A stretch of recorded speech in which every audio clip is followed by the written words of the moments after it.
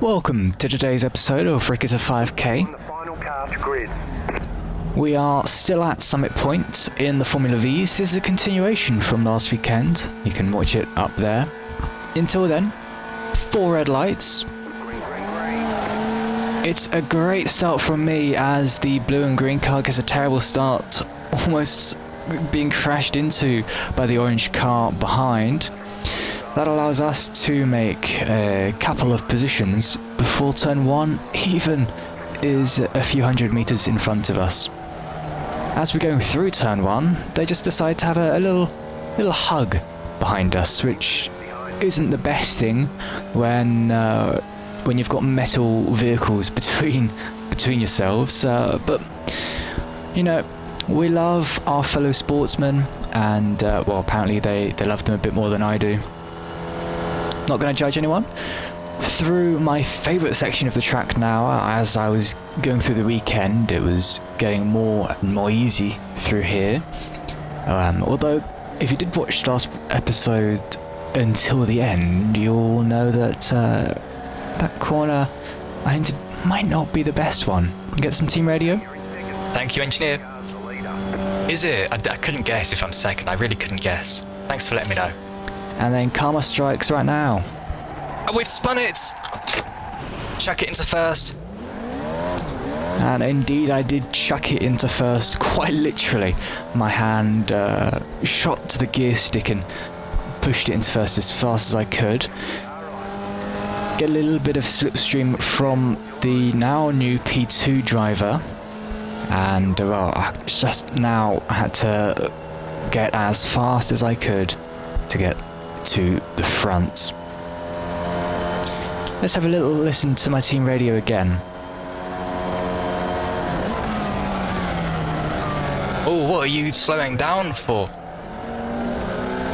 A little bit unpredictable there, a little bit of a weaving. It is a tricky corner, I'll give it to him, and this is rookie class. I'm not a D-rated driver in Formula yet, though I would like to be. So, benefit the doubt. Maybe he had an instant, maybe it was an early race in the morning for him. Anything's possible. We'll let him slide this time. But something to keep in mind, he might not be the most experienced on this track. And well, just got to be a bit more careful. I get pushed out a little bit wider than I want to be, but it gives me the slipstream down the whole straight, and you see me now getting closer, getting closer, getting closer. And I think I go for the inside move here, and the inside move around this track is just so powerful. As I get a little slide on and he follows me, having to back out before he hits me. Lovely little move there from me. Down into the good section, the good fast flat out section. We've just let everyone pass there. We've made contact. Oh, more contact. That was not okie dokie. As we go through here, I go to the inside, trying to get the position back from the orange and black car, and he's just defending really well. A little bit of contact. As you can hear me say. No damage. All good. His line is off now. We are catching. We've got slipstream, and we've got a much higher, better exit from the previous corner as well. Up into gear 4, as I'm all over his exhaust now. I'm going to pull off to the side so he thinks I'm going for it. I don't think I'm going to go for it. We are still side by side now. I am fully alongside into this corner. We're going to give him a bit of space. I think I've pushed him off. I'm not quite sure. I'll give him a lot more space over here. Okay, we are clear now, but guy behind is a much better exit than us. This is me live, by the way. I'm going to go around the outside. Formula off-roading has taught me well. And down into turn 1, we're sticking it around the outside. Got a lot of trust on both drivers. Gonna try switch back. It's not quite working, so I'm gonna sniff his exhaust fumes and I'm gonna dive it up the inside. Up into gear 4 now. He's got the left side warning. I'm gonna give him space. He's gonna pull in front just a little bit. There was a movement, but it wasn't under braking, so we are all good. I'm gonna dive it down the inside here. I say dive it, I was still alongside him, so it wasn't really a dive. Just in front, stick the nose in front of him, and it's all good from here. 6 minutes left on the clock. That means about three to 5 laps of racing. Gonna stick it into here. And oh, he's driven into my rear end. That's not what you're meant to be doing at all, dear sir. I'm driving around the outside here. He's made it on the inside.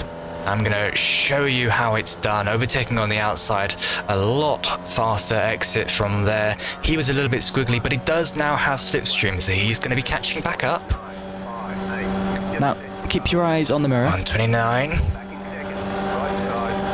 Keep your eyes on him. He's gone wide. I take the racing line. P4's spun it. He's lost it. He's into the barrier. And look at that. I've just schooled Ogres on how to race. Now, he didn't hear that because I don't have a voice chat button bound. But if he did, that definitely would have annoyed him. Because, well, a couple laps later... A little bit of a misshift there. He is going to catch back up. I think he's going to go for it, so I'm just going to turn in a little bit earlier. I'm going to fully swipe. He's hitting me again. Indeed, he did hit me once more. Down the straight, I'm trying to keep him to the left-hand side, give him no space to get a good exit. I'm just trying to stay on the inside here. He's hitting me again, the idiot! Oh my god, I'm gone flying! What is a goose doing? Not driving with his eyes, apparently. That's how angry I was. Really calling names with. Yeah, the force feedback. Planning about it a lot. Just doesn't feel like it did at the start of the race. It's funny I mentioned that there. My Formula Drift right there. Indeed, getting very sideways the whole way through that corner. I'm surprised I caught that. I'm genuinely surprised that I caught that.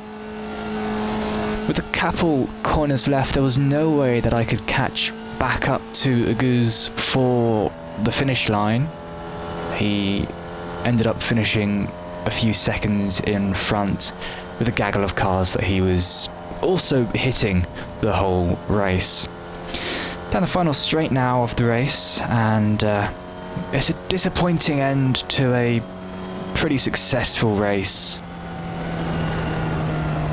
He did not apologise. Well, it's the second race now, and well, this one. Well, we'll just see how it turns out. I'll hand it over to me again. 4 red lights, and it's lights out. Brilliant start from me. This is the best start in V-Class I've had. Trying to keep good distance to the cars in front, going down the outside of the red, white and blue car. No one on the inside, so I try and do a little switcheroo. Doesn't quite work, so I go into the slipstream, have another look around the outside of the next corner. I do get alongside, giving him a little bit of space, and then going a little bit wide. Oh, he's got away. We'll catch back up though. No, it's not underage sailing. The company wouldn't let us on if we were under. What are you doing, man? And that's the second crash that I've had. What is he doing? Look at how much damage I've got on the wheel. Ridiculous. I was fuming. I don't know if you could tell. Now, the whole rest of the race, I had a lot of damage. My top end was gone, it wouldn't turn left. And I don't know if you can tell, but I feel like the left wheel is now slightly higher than the right wheel. We've had 2 spectacular crashes today.